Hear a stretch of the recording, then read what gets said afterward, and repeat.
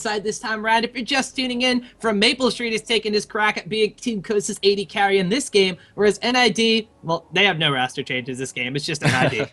Just NID. You can count Brunch as a roster change, kind of. You know, came in a little bit later. Flappy Bearfish kind of stepping down. But we'll see what the early game is going to be for either side, as Hyolyn gonna just come a little bit in late. He's not gonna drop a ward just yet, but with that movement speed from Burnout, NintendudeX actually gets into that brush, and the red buff invade is gonna be initiated from both sides, as they're not gonna run into each other for quite a while.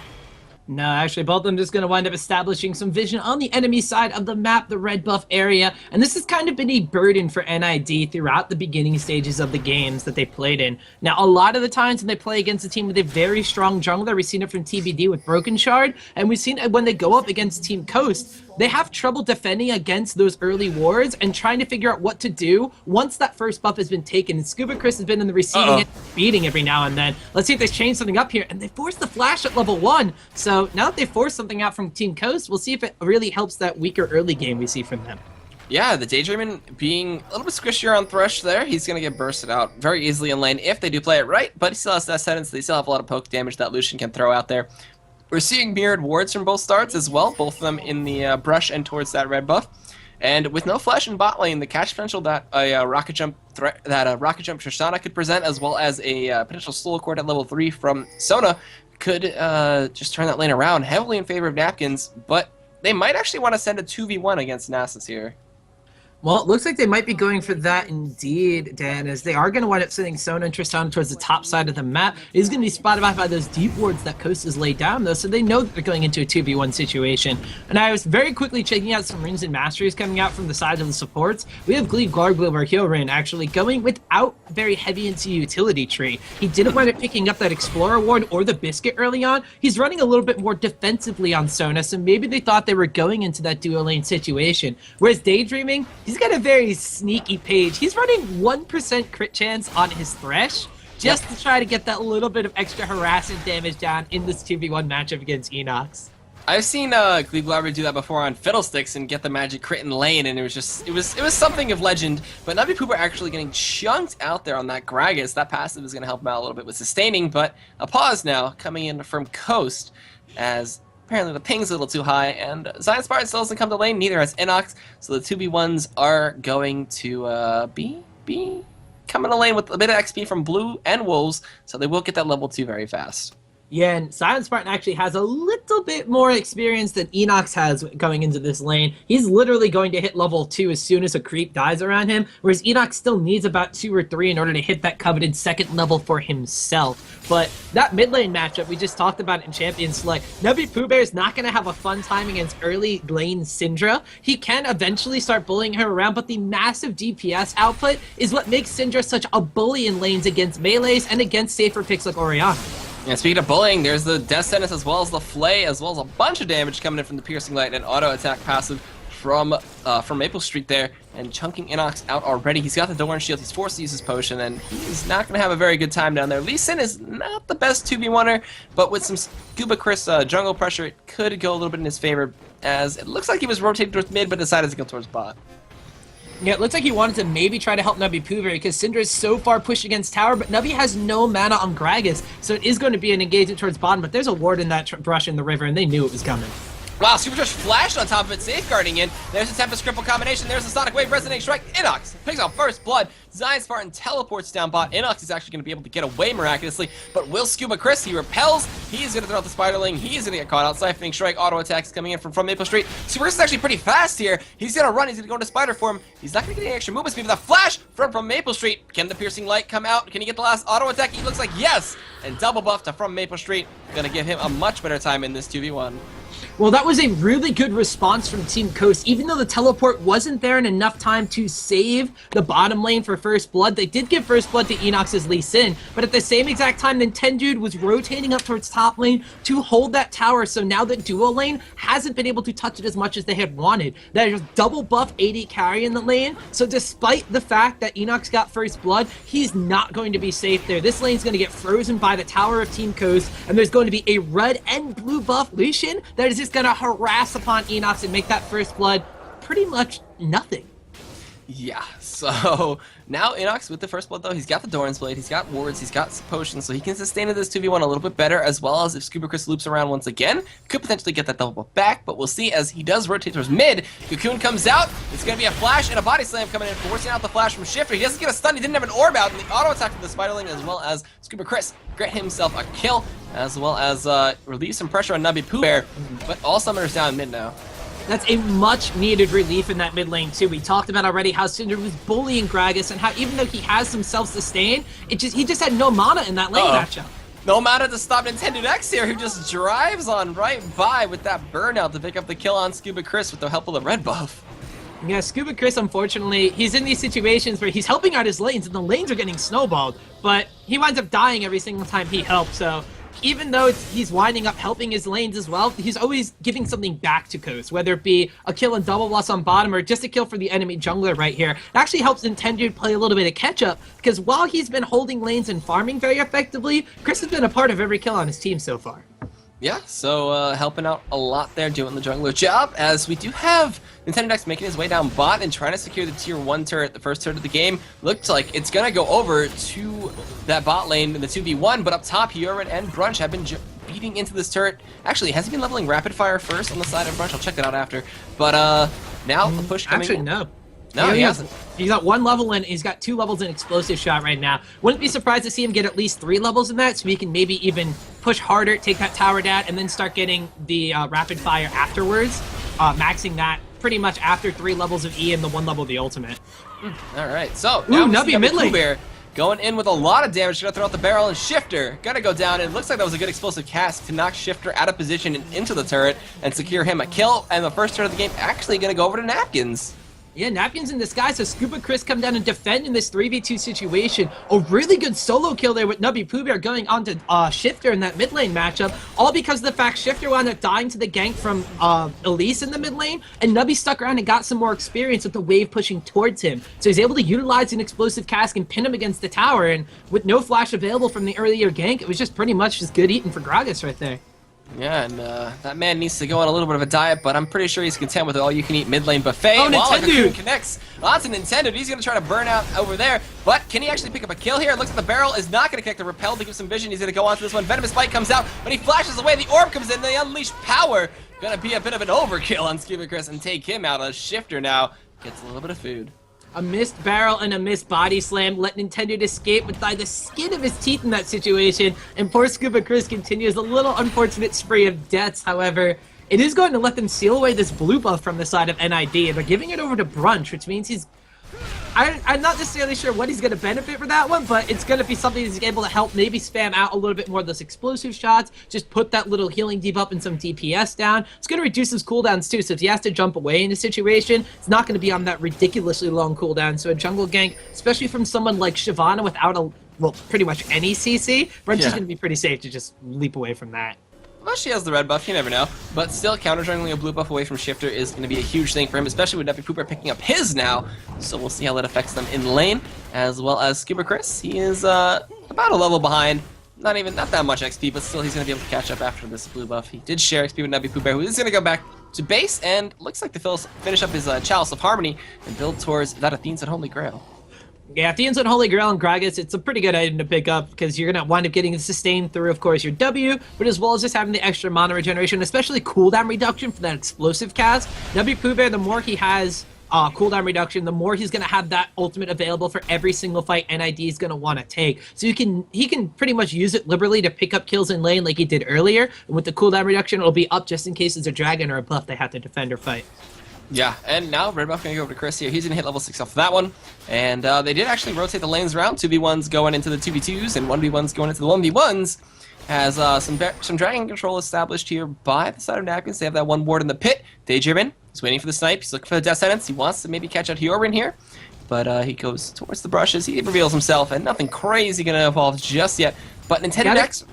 I'm saying we got to keep our eyes peeled. They say Hyolyn just hit level 6. Flash is available and the crescendo. They can try to turn this before they get the box. Power Chord comes out, as well as the Hymn of Valor, but nothing just yet to happen. There are no wards currently in the Tri-Brush. Hyolyn will actually look to rotate to drop one out. There he could run into a NintendudeX, though, as he's just camping in that dry brush. So is ScubaChris and NubbyPoohbear. They're looking to make the play on Shiphtur here. He flashes away from the barrel, as now the fight is going to start down bot. They pull the lantern, they flay, and it's going to be, it looks like, a crescendo on 2 members. He gets the knockback from the explosive shot, as well as now a rocket shot to disengage from this one. The Culling picking up a kill. That's something I don't think I'd ever say, as Hyolyn gonna be taken out there, as now it looks like Brunch is gonna be the target. He flashes away. He's got the blue buff, but the dash as well as a double kill going over to FromMappleStreet, as well as a blue buff. Now ScubaChris is gonna be their target, but he flashes away. NubbyPoohbear, can you pick up one? Throws the barrel. It does not kill. It's gonna be a stun coming in from Shiphtur from downtown. Unleash power to snipe away a kill and a blue buff from NubbyPoohbear, as now ScubaChris is being chased down by this dragon. Can he get out there? He repels over to the dragon pit, but there is a FromMappleStreet waiting, as it looks like he chose the road less traveled by. No, that's the wrong road. I don't know, but it's still going to be a 3 for none in favor of Coast. Yeah, Coast, if they get 3 kills in that situation, they lose their support for it, but it's not the worst thing in the world. Plus, there's a blue buff refresh on that Lucian now, so we talked about how he's been able to spam out spells and harass people down in lane. It's going to be even more effective now, because Tristana may have a lot of range with her passive kicking in once she gets into like the double-digit levels, but that 1,100 harass range on Piercing Light is going to be massive, especially with the blue buff being able to spam it out. And ScubaChris, he went to dying in that situation again, but I gotta say, he's been at right place, right time, and it's been a little bit of an awkward rotation coming out from NubbyPoohbear. He went around to the backside of the dragon pit to try to cut off Coast that would run away, but Coast didn't fear NID in that situation, and it took Nubby just a little bit too long to get over the wall. Without the ultimate available from just using it on Shiphtur in the mid lane, as soon as Coast collapsed, it was a death sentence for NID. Yeah, and now we're seeing the push and the snowball effect from this Nasus being ZionSpartan. He's got currently, what is this, 196 or 90? 99. He's got currently 100 stacks right now, slowly building them up. Gonna try to become that monster. InnoX is trying to deal with him and deal with the split push. InnoX has a kill over him, as well as he's maxing Safeguard, it looks like, for a little bit more sustain against the built-in sustain that Nasus has, especially with those lifesteal runes.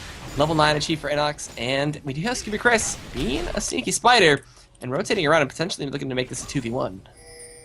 Yeah, and we'll have to see what's going to wind up happening from the side of them here. We see Enox's ZionSpartan just continuously dueling out here, and this Elise in the early game abusing Nasus with a slight experience advantage too. That's going to factor in. Actually, ScubaChris comes in, but it looks like they're just going to try to put as much pressure on this tower as possible. Well, there's a little bit of pressure applied by Coast there as they get a dragon for themselves. Cocoon connects. ZionSpartan going to look to be their target. There's a Sonic Wave Resonant Strike and the Hikuh to knock him into the wall, but he is holding pretty well here. The repel force out. He's going to go on top of this one. Venomous Bite comes out, and ScubaChris gets one, and InnoX barely getting away there with about 40 HP after that last turret shot. So that is going to be a 1 for none, as well as a tier 2 up top looking to go down. But now NintendudeX roaming up there, as well as Shiphtur. ScubaChris, is he going to suicide the minion? ZionSpartan still gets the kill at the tail end of that one. Dragon Form comes out, and that is going to be a nice claw to the face. NintendudeX picks up the cleanup kill as they make it a 2 for 1 overall and keep the tier 2 safe. Well, they saw the enemy jungler in the top lane, so it's pretty much a free dragon for Coast in that situation, but NintendudeX is just so fast with burnout on Shyvana. He came into that top lane situation. InnoX started to recall, and Chris knew he was going to have to give up his life, but InnoX stuck around. He's canceled the recall, and as he canceled it, Shyvana popped into view, so that was a very sticky situation for NID. They're going to have to clean themselves up after that one to try to, because their game plan is set, and they know what they want to do. It's just Coast is capitalizing on where they are not, and capitalizing on having them stick around a little bit too long. Yeah, sticking around too long is a little bit of a problem for most of these challenger teams. The overextending is a bit of an issue with everybody. Sometimes you just don't understand, but either way, some nice kills picked up by Coast. They have about a 2.7k gold lead, keeping it strong. FromMappleStreet already with the Bloodthirster building towards, looks like a Zeal, as now ScubaChris, waiting to be sneaky, trying to get into the Syndra, reveals himself, just goes in, the explosive cast comes out, but Shiphtur angles himself right and doesn't put himself in a bad spot. Yeah, Shiphtur's been, after that first explosive cast went off, he's been doing a really good job at making sure that he's in the right position to not let another one of those catch him off guard and force him back into NubbyPoohbear, who, as we saw, has a ridiculous amount of combo burst damage on that Gragas. Yep, and up top, just trading back and forth. He's sitting in that Spirit Fire, getting his armor reduced a little bit, but Scientific Strike is ready. He's just sustaining through this one. Wither comes out. Are they going to keep fighting? It looks like no. Actually, no, they're going to back off from each other. Shiphtur throws out the stun from the range to hit ScubaChris. NintendudeX takes the brunt force of that one as Siphoning Strikes come out, and there's the Fury of the Sands. InnoX, are you going to turn this one around? Sonic Wave Resonating Strike comes in, and it's going to be a back off once again. The blue buff is going to be the next big point of contestation, or a fight, as a flay backwards and a steal to Shiphtur. Gets him that one with the help of the smite from NintendudeX, and a nice little fight evolves down there in favor of Coast. Coast is starting to amass their advantages here against NID. They take the top lane matchup where Nasus has been farming stacks silently the entire game. He currently has plus 156 bonus damage on that Siphoning Strike, and like we touched upon in Champion Select, 18% lifesteal with his passive kicking in means that he's going to be out-sustaining InnoX, who's picked up a pickaxe portion of his Ravenous Hydra, rather than just going to finish off the Tiamat. I'm sorry, he picked up a Vampiric Scepter to complement with that. So he didn't want it finishing the Tiamat. He wanted going for a little bit of sustain, but it's still nothing compared to the sustain and damage output that Nasus has when he has that Q off of cooldown. And in the bottom lane area, Brunch has been doing okay for himself. He actually had a slight CS advantage over MapleStreet, despite the double buffs that he had early on in the game, despite the kills that had been fed to MapleStreet. But those kills are making a lot of difference here, as Lucian's poke, like we said, it's just such a nuisance for NID right now. It's a very big nuisance for them. We're going to see the barrels coming in. They're going to barrel on down mid and try to take out the tier 1. We do actually see a static shiv rush from Brunch out there. The stun connects on the little spiderlings, but just transform and bring them back to himself. ScubaChris keeps him safe. That turret is very low right now. The siege could commence from the side of Napkins or just more roam. InnoX almost has the Tiamat. He's building towards that Ravenous Hydra, going to look for a lot of split push potential. ScubaChris is going to join him, though. There were pings out, but from MapleStreet, doing the split push in Lucian that we saw last game actually come out from the side of Cognitive from nothing here. So it's a very big fad coming in for Lucian right now. Something about Lucian just screams like a double lift mentality to me, because we see this happen a lot. Double lift will do well in lane, pick up a couple kills, and becomes an immediate split push threat for his team. Lucian, he's just a character that does that, but there's a fight in mid lane while Lucian's away. A nice two-man crescendo comes out there from Hyolyn, as now it looks like that's just going to be a one-for-none pick-off, and that'll be very good for the side of Napkins.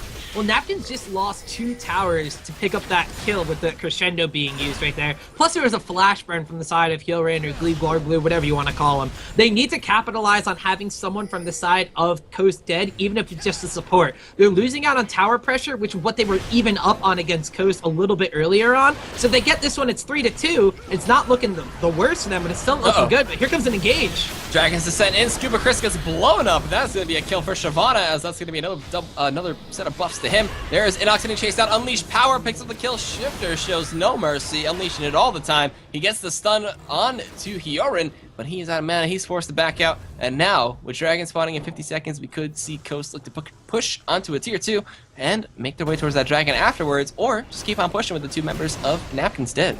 Well, now that Coast is kind of grouped up, we see that powerful Lucian coming into play right here. Bloodthirster pieces for a static shiv. He's just wailing away on the damage. And even though Brunch went for this static shiv very burst-heavy build, which works out for Flappy Bearfish when he winds up dealing with it, his opponent in that situation normally doesn't have 4 kills up on him. So the static shiv burst not really combating with the pure damage output and the consistent DPS that Bloodthirster for Lucian can apply. And we see already Napkins in Disguise take a tower, lose a couple members, and then they lose another inner tower for themselves. That entire bottom and mid side of the map, Dragon, blue buff area, all that vision control in the river, completely in control of Team Coast right now. Yep, and they're using that to their to great effect. You see in Oracles now on Daydreamin, he's looking to clear out everything, keep more control. Hyolyn gonna get Death Sentence out there. There's no one to follow, but actually pulled him over the wall? I've never seen that before. That's pretty cool though. Normally when I play Thresh, and granted the fact that I'm a lot worse than anybody you're gonna see in the NACL, and normally I just kind of drag him against the wall, and I'm like, yeah, you like that, don't you? But normally they don't go over the wall at me. I have to go over the wall to them. So very interesting, but Death Sentence across the wall or against the wall doesn't really matter, because Team Coast pick up another dragon in this game, and they extend the lead to 6,000 gold now, Dan. Yeah, a very big lead at this point, especially for me. Being 18.5 minutes in, we're seeing a 2v1 potentially evolving up top against ZionSpartan.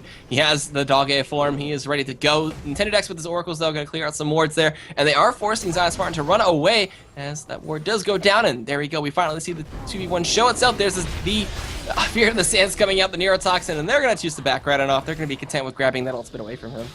Yeah, another Fear of the Sands has been popped. Nasus has a little less tankiness to him, so if they do decide to try to push down on him, that fight might not be as strong for Coast as they want, but they still have NintendudeX, who at 3-0-5 on this Shyvana, has been playing impeccably this game. I don't think we've actually given him too many props right now. He has a decent amount of items. He has the Spirit Stone and the Ancient Golem. He's itemized for those Ninja Tabi to defend against Lucian and the Tristana pickup, and he's already got a Warden's Mail to deter all those auto-attack-based champions. The only thing thing he has to really worry about is nubbypoohbear, who unfortunately didn't have the laning phase that he wanted to have.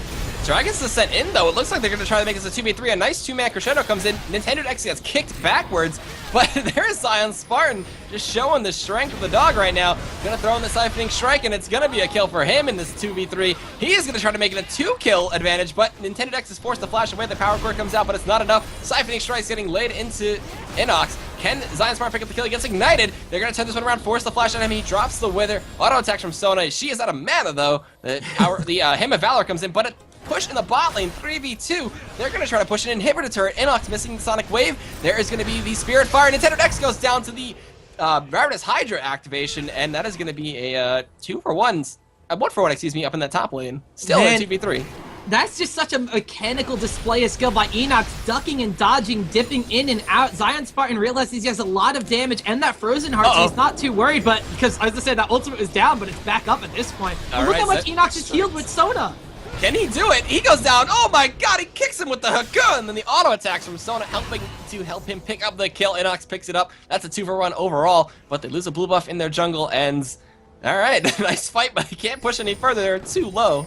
45 HP on InnoX, like one more tick of Spirit Fire and he would have been a dead Blind Monk in that situation. But like we said, raw mechanical talent on display from InnoX in the top lane, and well, the rest of NID did a really good job defending in that bottom lane. InnoX arguably is one of their strongest players on the map right now. Tristana being the other one, but she's in that weird state of the mid game where she hasn't gotten the maximum range from her passive, where she hasn't outranged as many people as possible with their passive, but yet only at level 12. And Gragas, we talked about, when he has his ultimate up, he's really good at being able to defend towers and really good at being able to burst people down. But when he doesn't, he's not the power player that they need him to be at, because he only has the Themes of Holy Grail, just recently picking up that needlessly large ride. So despite having two characters that aren't at their peak potential, they were able to keep Coast off that tower despite them having the very strong Lucian.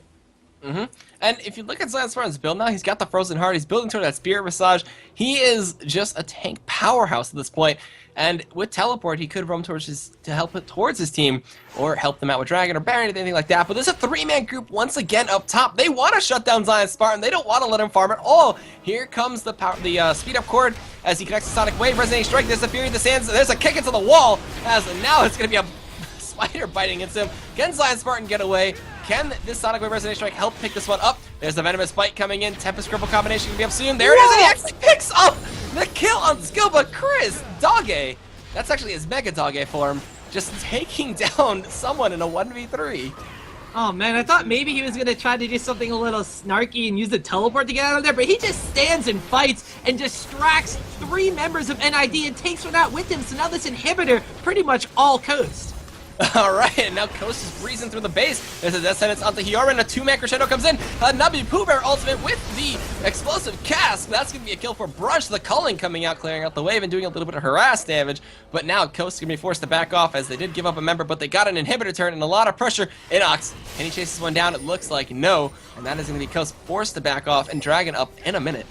So Coast has had superior decision-making in this game. They've been able to distract with ZionSpartan top lane. They've been able to take objectives and out-map pressure NID. But NID, they have these moments of brilliance. They have these flashes of just pure skill. We had InnoX in the top lane, nubbypoohbear and Hyolyn in that one. The crescendo comes out, the explosive cast backwards, Nubby flashes back into the back lines of the fight and makes an easy barrel to seal the deal for his AD carry on Thresh right there. So being able to pick up these small advantages, while it's not the same kind of pressure that Coast has been able to exert on the map, and Coast is still very far ahead, if NID can pull it together and get those plays at the same time, they could put up a staunch defense here, because the last towers on the map for them, well, besides the top lane, are in their base, and that's going to be very hard press for a very hard engaged team from the side of Coast to really try to go and take from them. Yeah, and now blue buff going over to Shiphtur right now. He's gonna have a let's actually take a quick look at how long his cooldown is. It's 54 seconds on the unleashed power. There's gonna be an initiation from InnoX right now. ZionSpartan gonna back out. NintendudeX with the Oracle still clearing out wards and taking control of that Baron/red side of Napkins. There's the balls being formed out. We're gonna see if they want to push down the mid lane now. There is still an exposed inhibitor, and I'm surprised ZionSpartan with those doggy instincts hasn't just gone to split push that. Yeah, and we'll have to see. Both these teams have split push available to them. ENOX can be split pushed with his Ravenous Hydra, but he can definitely get around the map a lot quicker than Nasus can. However, there's the teleport on Nasus, and well, there was a ScubaChris trying to see if they were doing Dragon, but Shiphtur kind of squashed that bug. Yeah, he kind of dropped balls on him, but now we're gonna see the inhibitor gonna be exposed. We're gonna see 4 members of Coast go down there. ZionSpartan has his teleport available. He has the ultimate. He has everything.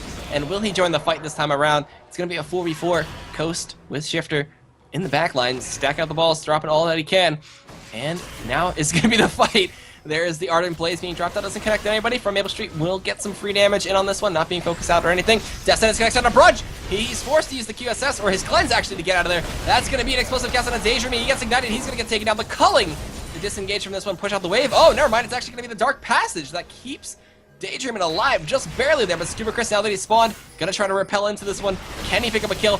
Ball's being dropped. The Unleashed power is up. ScubaChris getting taken out from MapleStreet. It's going to be a 2-man crescendo coming in from Hyolyn. And NintendudeX does go down the teleport coming in from the backline, though. Nasus is joining the party. Double kill for FromMappleStreet, chasing this one down. nubbypoohbear is withered. He body slams into ZionSpartan. That is going to be an ace in favor of Coast.